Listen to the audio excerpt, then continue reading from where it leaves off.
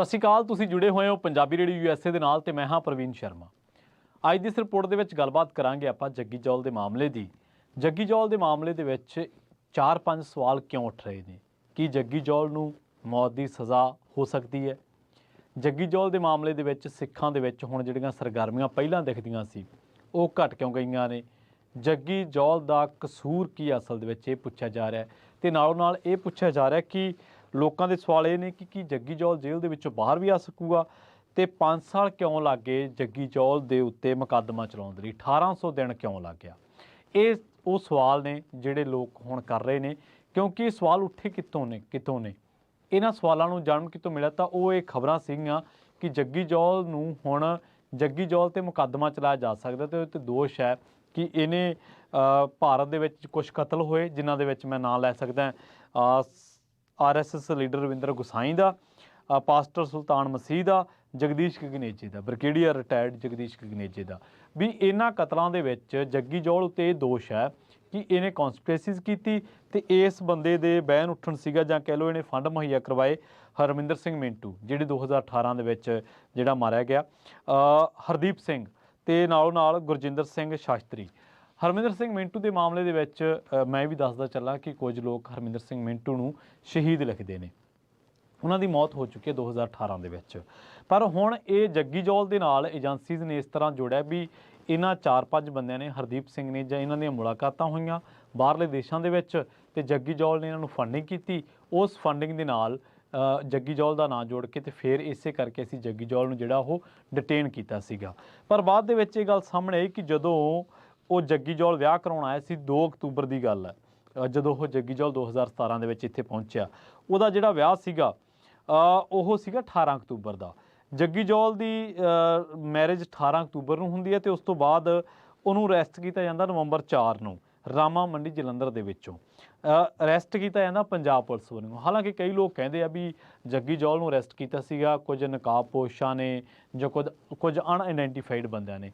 ਪਰ ਜਿਹੜੀ ਇਹ ਰਿਪੋਰਟ ਛਪੀ ਹੈ ਇੰਡੀਅਨ ਐਕਸਪ੍ਰੈਸ ਦੇ ਵਿੱਚ 3 ਜੁਲਾਈ 2022 ਨੂੰ ਤੇ ਇਹ ਛਾਪੀ ਹੈ ਕਮਲਦੀਪ ਸਿੰਘ ਬਰਾੜ ਨੇ। ਉਹਨੇ ਬੜੀ ਡਿਟੇਲ ਦੇ ਨਾਲ, ਬੜੇ ਤਥਾਤਮਕ ਤਰੀਕੇ ਦੇ ਨਾਲ ਇਸ ਮਾਮਲੇ ਦੇ ਵਿੱਚ ਤੱਥ ਕੱਢ ਕੇ ਲਿਆਂਦੇ ਆ ਤੇ ਉਹ ਇਹ ਗੱਲ ਕਹਿੰਦੇ ਆ, ਉਹਨਾਂ ਦੀ ਜਿਹੜੇ ਪੱਤਰਕਾਰ ਸਾਹਿਬ ਨੇ ਉਹ ਕਹਿੰਦੇ ਕਿ ਇਹਨੂੰ ਡਿਟੇਨ ਕੀਤਾ ਗਿਆ ਸੀ ਪੰਜਾਬ ਪੁਲਿਸ ਨੇ ਤੇ ਇਹ ਅਰੈਸਟ ਕੀਤਾ ਸੀਗਾ। ਇਹ ਅਰੈਸਟ ਪਾਈ ਗਈ ਸੀ ਬਾਘੇ ਪੁਰਾਣੇ ਦੇ ਵਿੱਚੋਂ ਇੱਕ ਆਰਮ ਰਿਕਵਰੀ ਦੇ ਮਾਮਲੇ ਦੇ ਵਿੱਚ ਦਸੰਬਰ 2017 ਦੇ ਨਾਲ 16 ਦੇ ਨਾਲ ਇਹ ਜਿਹੜਾ ਮਸਲਾ ਉਹ ਜੁੜਿਆ ਹੋਇਆ। ਹੁਣ ਇਹ ਗੱਲਾਂ ਕਿੱਥੋਂ ਨਿਕਲੀਆਂ ਵੀ ਜੱਗੀ ਜੌਲ ਨੂੰ ਮੌਤ ਦੀ ਸਜ਼ਾ ਦੀ ਤਿਆਰੀ ਹੈ?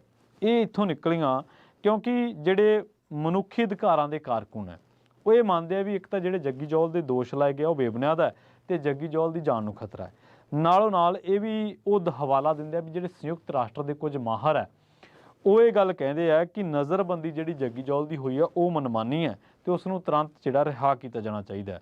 UK ਸਰਕਾਰ ਉਹ ਕਹਿੰਦੇ ਕਿ ਤੇਜ਼ੀ ਦੇ ਨਾਲ ਕੰਮ ਕਰੇ ਕਿਉਂਕਿ ਜਗਤਾਰ ਦੇ ਖਿਲਾਫ ਜਗਤਾਰ ਸਿੰਘ ਦੇ ਖਿਲਾਫ ਜਿਹੜੇ ਲਾਏ ਗਏ ਦੋਸ਼ ਨੇ ਉਹਨਾਂ ਇਲਜ਼ਾਮਾਂ ਦੇ ਵਿੱਚ ਮੌਤ ਦੀ ਸਜ਼ਾ ਜਿਹੜੀ ਆ ਉਹ ਹੋ ਸਕਦੀ ਹੈ। ਜੱਗੀ ਜੌਲ ਕੌਣ ਆ? ਜੱਗੀ ਜੌਲ 35 ਸਾਲ ਦੀ ਉਮਰ ਆ ਤੇ ਇਹ ਡੰਬਰਟਨ ਸ਼ਹਿਰ ਦਾ ਵਾਸੀ ਹੈ। ਜੱਗੀ ਜੌਲ ਇੰਗਲੈਂਡ ਦੇ ਵਿੱਚ ਜਿਹੜਾ ਉਹਦੇ ਇੰਗਲੈਂਡ ਦੇ ਬਾਰੇ ਕਿਹਾ ਜਾ ਰਿਹਾ ਉਹ। ਤੇ ਪਰ ਹੁਣ ਜਿਹੜੇ ਸਿੱਖ ਭਾਈਚਾਰੇ ਦੇ ਕੁਝ ਲੋਕ ਨੇ ਉਹ ਇੰਗਲੈਂਡ ਉੱਤੇ ਸਵਾਲ ਚੁੱਕ ਰਹੇ ਨੇ। ਇੱਥੋਂ ਤੱਕ ਕਿ ਇੰਗਲੈਂਡ ਦੀ ਸਰਕਾਰ ਬਾਰੇ ਵੀ ਉਹਨਾਂ ਨੇ ਕਿਹਾ ਕਿਉਂਕਿ MI5 ਤੇ MI6 ਦੇ ਬਾਰੇ ਕਿਹਾ ਜਾ ਰਿਹਾ ਕਿ ਉਹਨਾਂ ਨੇ ਜੱਗੀ ਜੌਲ ਦੇ ਬਾਬਤ ਜਿਹੜੂ ਫਰਾਂਸ, ਜਰਮਨੀ ਦੇ ਵਿੱਚ ਜਿਹੜੀਆਂ ਹਰਦੀਪ ਸਿੰਘ, ਗਜਿੰਦਰ ਸਿੰਘ ਸ਼ਾਸਤਰੀ, ਗੁਰਜਿੰਦਰ ਸਿੰਘ, ਹਰਮਿੰਦਰ ਸਿੰਘ ਮਿੰਟੂ, ਇਹ ਜਿਹੜੇ ਗਰੁੱਪ ਦੇ ਨਾਲ ਇਹਦੀਆਂ ਮੁਲਾਕਾਤਾਂ ਹੋਈਆਂ ਵਾ। ਉਹਨਾਂ ਮੁਲਾਕਾਤਾਂ ਦੇ ਸਿਲਸਿਲੇ ਦੇ ਵਿੱਚ ਇਹ ਬੰਦੇ ਨੇ, ਜੱਗੀ ਜੌਲ ਨੇ, ਜਾਨੀ ਕਿ ਉਹਨਾਂ ਦਾ ਕਹਿਣਾ ਵਾ ਕਿ ਫੰਡਿੰਗ ਕੀਤੀ ਤੇ ਇਹ ਜਿਹੜੇ ਜਾਣਕਾਰੀਆਂ ਸੀ ਉਹ ਭਾਰਤ ਸਰਕਾਰ ਦੇ ਨਾਲ ਜਾਂ ਭਾਰਤੀ ਏਜੰਸੀਜ਼ ਦੇ ਨਾਲ ਕਹਿ ਲਓ ਕਿ ਉਹ ਸਾਂਝੀਆਂ ਕੀਤੀਆਂ ਗਈਆਂ। ਇਹ ਐਲੀਗੇਸ਼ਨ ਨੇ ਹੁਣ ਕੁਝ ਲੋਕਾਂ ਦੇ।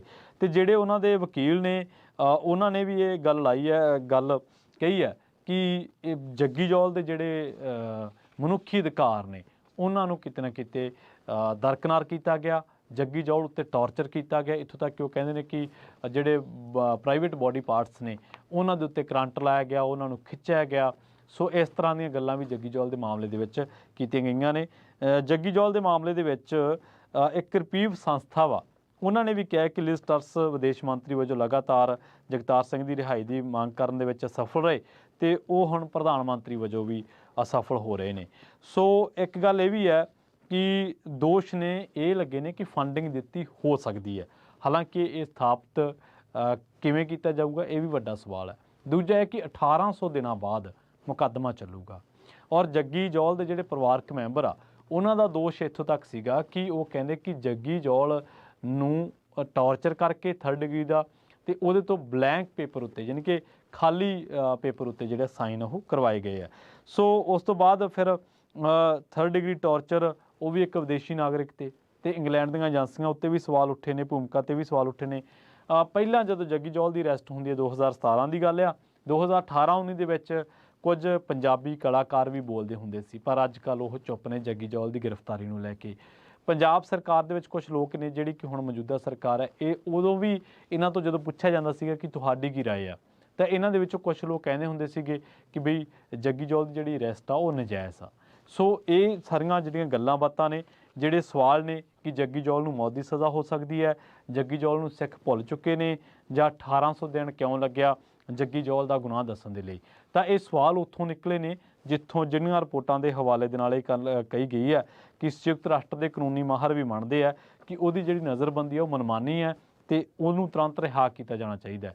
ਤੇ ਪਰਿਵਾਰ ਇਹ ਗੱਲ ਕਹਿੰਦਾ ਕਿ ਅਸੀਂ ਜਦੋਂ ਇਸ ਮਾਮਲੇ ਤੇ ਜੋ ਐਲੀਗੇਸ਼ਨਸ ਲਾਏ ਗਏ ਨੇ, ਜਦੋਂ ਅਸੀਂ ਉਹਨਾਂ ਦੇ ਬਾਰੇ ਪੜਚੋਲਿਆ ਕਿ ਐਲੀਗੇਸ਼ਨ ਨੇ ਜਿਹੜੇ ਉਹ ਕਤਲ ਦੀ ਸਾਜ਼ਿਸ਼ ਭਾਰਤ ਦੇ ਵਿੱਚ ਤੇ ਦਹਿਸ਼ਤਗਰਦੀ ਦੇ ਇਲਜ਼ਾਮ ਲਾਏ ਗਏ ਆ ਤੇ ਇਹਨਾਂ ਦੇ ਵਿੱਚ ਮੌਤ ਦੀ ਸਜ਼ਾ ਦਾ ਵੀ ਉਹਨਾਂ ਨੇ ਸ਼ੰਕਾ ਜਿਹੜਾ ਉਹ ਪ੍ਰਗਟਾਇਆ ਤੇ ਉਹਨਾਂ ਨੂੰ ਲੱਗਦਾ ਹੈ, ਉਹਨਾਂ ਦਾ ਕਹਿਣਾ ਹੈ ਕਿ ਸਾਨੂੰ ਭਾਰਤੀ ਨਿਆਂ ਵਿਵਸਥਾ ਬਾਰੇ ਜਾਂ ਸਾਨੂੰ ਉੱਥੋਂ ਦੇ ਸਿਸਟਮ ਬਾਰੇ ਇੰਨਾ ਕੁ ਜ਼ਰੂਰ ਹੈ ਕਿ ਹੋ ਸਕਦਾ ਹੈ ਕਿ ਉਹ ਇਹਨਾਂ ਇਲਜ਼ਾਮਾਂ ਦੇ ਤਹਿਤ ਉਹਨੂੰ ਮੌਤ ਦੀ ਸਜ਼ਾ ਜਿਹੜੀ ਹੈ ਉਹ ਦੇ ਦੇਵੇ।